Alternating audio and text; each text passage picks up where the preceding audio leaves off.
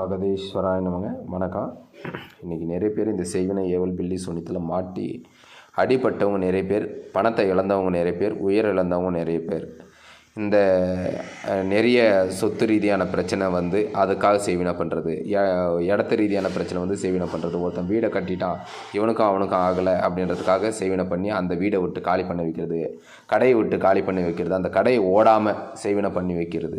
இந்த மாதிரி விஷயங்கள்லாம் நடக்குது. இது எங்கே நடக்குதுன்னா, அவங்க ஜாதகத்தில் எடுத்து பாருங்கள். 6ஆம் பாவம், 8ஆம் பாவம், 10ஆம் பாவம், 12ஆம் பாவம், இந்த தசை நடக்கும்போது தான் இந்த மாதிரி பிரச்சனைகள் எல்லாம் பண்ணி வச்சு அவங்களுக்கு அண்டும். அந்த மாதிரி ஆளுங்களுக்கு தான் அண்டும், மற்றவங்களுக்கு அண்டாது. இந்த தசை இருக்கிறவங்களுக்கு தான். இந்த 6ஆம் பாவம்னா சண்டை போட்டு பிரச்சனை உன்னை நான் இப்படி பண்ணியே தீருவேன் அப்படின்ட்டு சொல்லிட்டு பண்ணுவாங்க. 6ஆம் பாவம் நேர்மையாகவே சொல்லிட்டு பண்ணுவாங்க. சரியா, இவனுக்கும் அவனுக்கு ஆகலை, நான் வைக்கிறேன்னா பாரு அப்படின்றது காதுக்கு வரும்.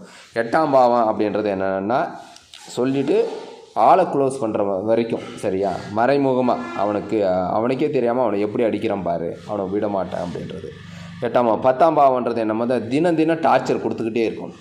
அவன் நிம்மதியாகவே வாழ்ந்துருக்கூடாது. சரியா, எதுலையுமே ஜெயிச்சிருக்கூடாது. அப்படின்னா நோய் நொடி பிரச்சனை ஃபுல்லாமே உடம்பு ரீதியாக நோய் நொடிங்கெல்லாம் கொடுத்து மரணம் நடக்கிற வரைக்கும் 12ஆம் பாவம். சரியா, ஆளை முடிக்கணும்னு பண்ணுறது. இந்த 8ஆம் பாவம் 12ஆம் பாவம் சேரும்போது என்ன ஆகிடும் தெரியுமா, ஒரு ஆத்மாவை பிடிச்சி ஏவலாக அனுப்புறது.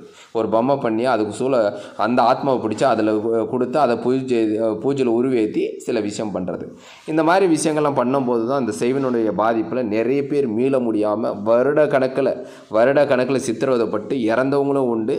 எந்த விஷயத்திலும் ஜெயிக்கவே முடியாது. இந்த மாதிரி அமைப்பில் வராதுக்கு முன்னாடி இந்த தசை நடக்கும்போது நீங்கள் பாதுகாப்பாக சில எந்திரங்களும் சில விஷயங்களும் உங்கள் ஜாதக ரீதியான எந்த கிரகம் சப்போர்ட் பண்ணதோ அந்த கிரகத்துக்கு உண்டான அதிபதியினுடைய எந்திரத்தை போடணும் ஃபஸ்ட்டு.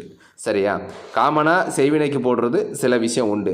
ஜாதகத்தில் என்ன ஆச்சுன்னா, பலமாகிடுச்சுன்னா அதுக்கு தகுந்த மாதிரி சப்போர்ட் பண்ணுற எந்திரத்தை போட்டு வலுவாக எடுத்து உங்கள் வீட்டில் நீங்கள் பிரசன்னம் போடும்போது எப்படியேப்பட்டவங்க வந்தாலும் அதுலேருந்து தடுத்து நிவர்த்தி பண்ணிடலாம். இது வராதுக்கு முன்னே நம்ம தடுக்கிற ஒரு விஷயம். சரியா, வந்துட்டு பின்னாடி பல லட்சம், பல கடன், பல உயிரிழப்பெல்லாம் நடக்கும். இந்த மாதிரி விஷயத்தில் எங்கெங்கேயோ போய் நீங்கள் நடக்கலன்றவங்க உங்களுடைய டேட் ஆஃப் பர்த் டைம் எடுத்துகிட்டு வாங்க. சரியா, கன்சல்டிங் வாங்கிட்டு அதை எடுத்துகிட்டு வாங்க. எடுத்துகிட்டு வந்து பார்க்கும்போது உங்களுக்கு எந்த மாதிரி பண்ணால் தீர்வு கிடைக்கும். ஏன்னா பல இடத்துல பார்த்து பல லட்சம் செலவு பண்ணியிருப்பீங்க. இந்த மாதிரி விஷயம் இருக்கிறவங்களுக்கு தீர்வு கிடைக்காது.